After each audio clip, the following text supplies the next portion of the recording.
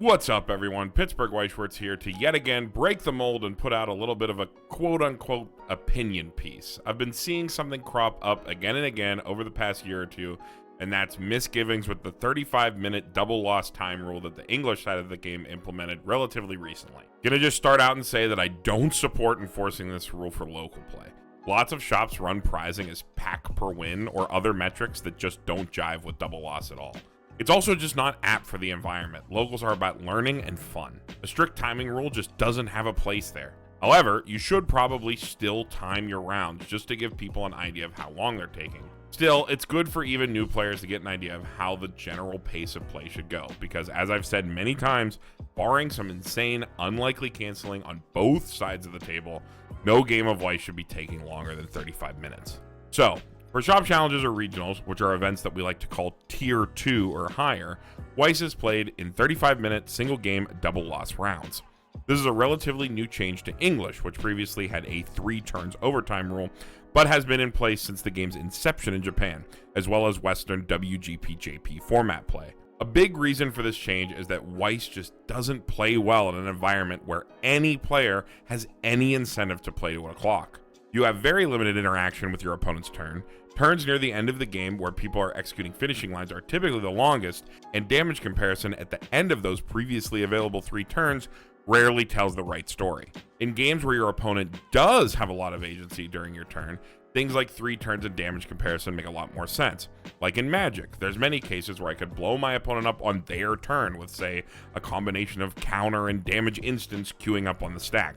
Weiss has no such mechanics outside of a small smattering of burn backups and cross-turn effects, all of which your opponent has far more agency in triggering than you do in executing. A Weiss player who knows that they can abuse non-interactive on-turn healing could easily spin their wheels with the game's many valid but useless game actions in an attempt to get into turns, then play to scum out the game from there. Anyone who's played the Pokemon TCG knows exactly how this plays out. That game has a massive time abuse problem, everyone whines about it, and one of the most successful competitive players of all time in that game has built a household name on clock abuse. With double loss, Weiss dodges all of this entirely. No player is ever incentivized to play to time, ensuring that everyone is playing the actual game instead of some weird, scummy minigame that's antithetical to standard good play. With this in mind, if you're someone who still doesn't like the double loss rule, I'm going to assume the most common case I've seen, and that you are the one that's going to time fairly often. There's a lot you can do to speed up your play, and my buddy Weeb Shorts has a much more in-depth video on strategies you can employ, and I'll link that in the description. But the biggest one I can call out is simply not fretting too much about things that you don't have any agency over.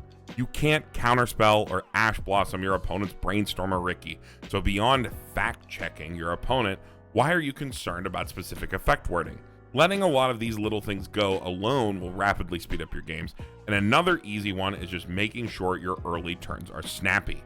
Outside of some really weird stuff going down, the 0 to 1 turns of most modern decks are fairly canned.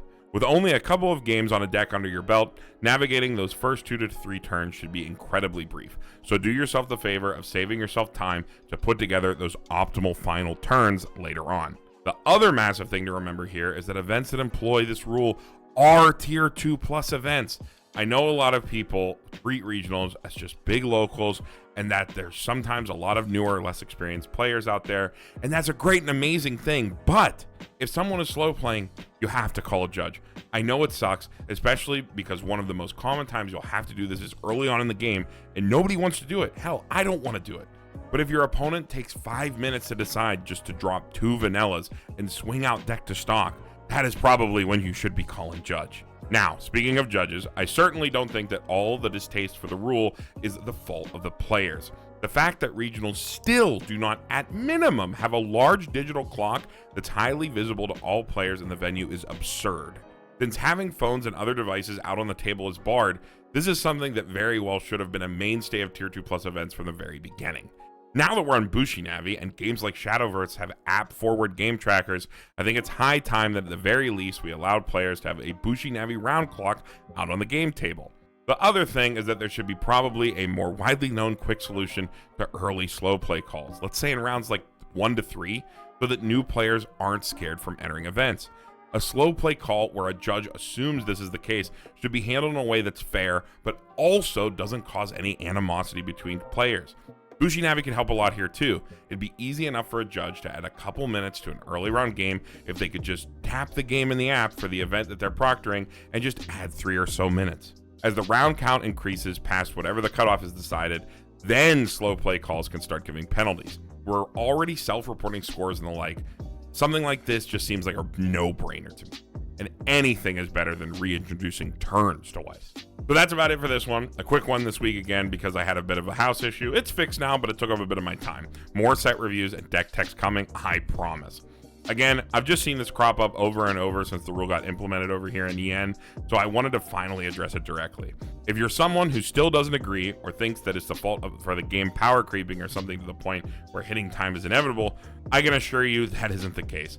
I've played through some of the most degenerate defensive decks and metas that Weiss has had to offer, and if I can finish games versus unbanned Fate back in the day, or easily finish games against something more modern like Sora in 35 minutes, I guarantee that you can too. If you still don't agree, feel free to leave a comment explaining why. I do read them and enjoy responding when I find the time.